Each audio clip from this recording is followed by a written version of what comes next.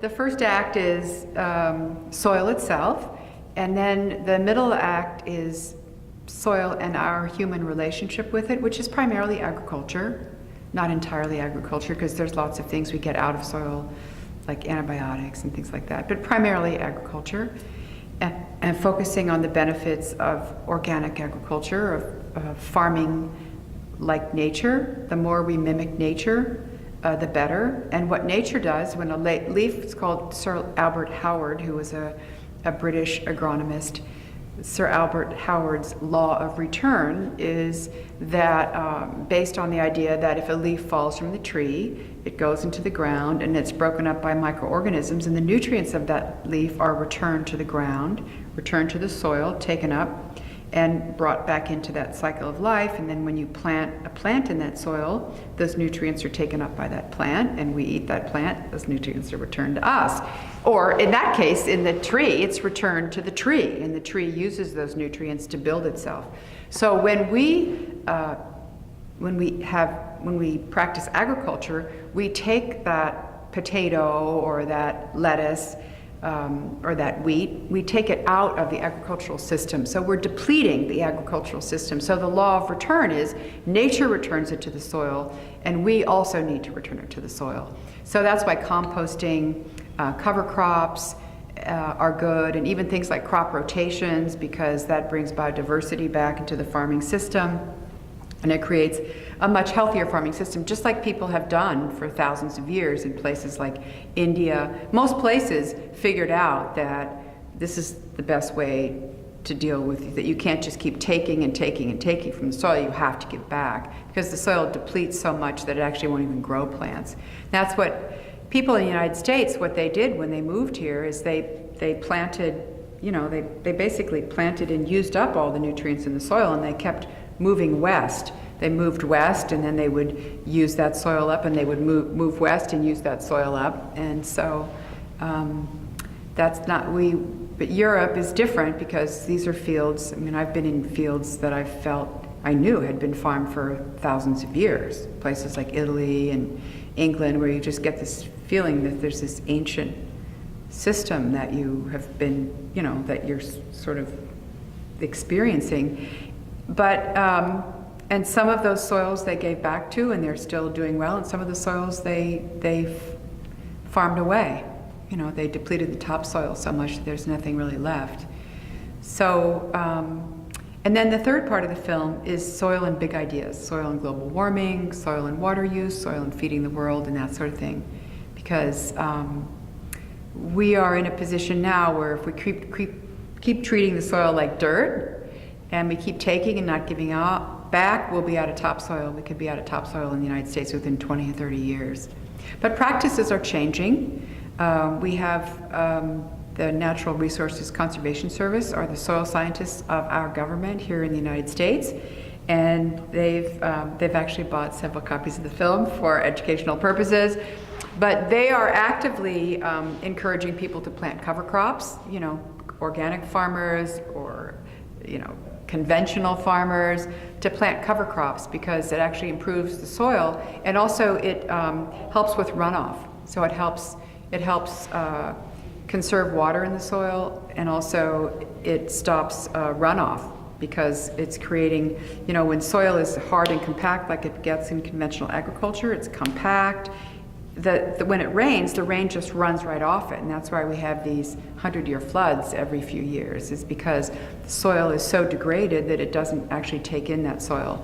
But if you plant cover crops and you start improving the soil, then when the heavy rains come, the soil is able to absorb that water. And not only that, but once it absorbs the water, it holds the water. So it helps be kind of a protection against drought. So if it doesn't rain, the plants can go deep into that soil and find the water. The soil is 25% water. The soil pore is 25% water, 25% air, and the rest of it is organic matter, and a very small percentage of that is microorganisms that drive the life of the soil, that drive this process of transformation in the soil. Soil is the zone of transformation on this planet, where everything goes into the soil when it dies, and it's transformed, and then it's turned back into life. So if we kill the soil, that doesn't happen. If we kill the soil, we don't have this transformation that can help feed the plants that feed us. And we just have to keep adding chemicals. So soil becomes an inert substance that you add chemicals to and pull products out of, which is not healthy soil, because all the micronutrients and just even the life of the soil isn't there. It's like becomes dead food. Well, they're trying to get back to that, because what happened in the get big and get out, movement in the 70s, where there was sort of a plan to get rid of smaller farms and turn them into giant corporate farms. When that happened, and then when the GMO technology came in, because GMO is basically what you do with GMO corn or soy, most of it is for weeding. You spray Roundup on it, and Roundup is glyphosate, which is probably a carcinogen, and there are all kinds of problems with it. They've done tests on it, and it's in everyone's body. Probably if everyone watching this were tested, their urine were tested, they'd probably find glyphosate in it, even if you eat totally organically. So basically what that did was make it possible for like 1 or 2 people to farm thousands of acres using giant combines, because you just spray the Roundup and it kills all the weeds. So that changed the system, because you could, and then farmers got into this thing because of subsidies, because they were making a lot of money on this corn, on these commodity crops, that they would just grow the same crop over and over. And corn is extremely destructive to the soil. It uses more pesticides, more fertilizer, more water. It's responsible for the dead zone in the Gulf of Mexico. So just terrible. So now they were back into this thing which degrades the soil. And the more you degrade the soil, the more you have to add, fertilizer and more pesticides, because the plants can't protect themselves. So yeah, but they're trying to get people back into planting cover crops. That's a good start, is planting cover crops. And then I think farmers, the big commodity farmers have lost this crop rotation. They don't do that anymore, but I think they're trying to get back to it. There's been a sort of a bounce now because organic agriculture is so popular now, and farmers, like stories are that farmers, one farmer told me that he grew up on a farm. He's an older farmer, so he grew up on a farm before there was this whole chemical regime. Maybe people used to be, if they really needed chemical, they would spray it if they needed it, but now they spray as a regime. They spray fungicides before they plant, then they spray, they spray, they can spray the living plants, they just spray, and then with Roundup, even wheat, there's no Roundup Ready wheat or Roundup Ready rice, but with wheat and other crops, they spray the Roundup right before the crop is harvested to desiccate it, so it doesn't rot. So they desiccate it and dry it out. So it's right there, right before it's going out to market to eat. It's sprayed with Roundup. So farmers, I talked to a farmer, and he said that he remembered what it was like growing up on his farm when he was a child, and the soil was really soft and there were these animals around and everything, and he said he went out in his fields, and then he took over his father's farm, and he went out in the field and he would find all these dead animals, and he realized that there was no life there. There were no insects, there were no butterflies, there was nothing. It was like a dead zone in his fields, and he transitioned to organic.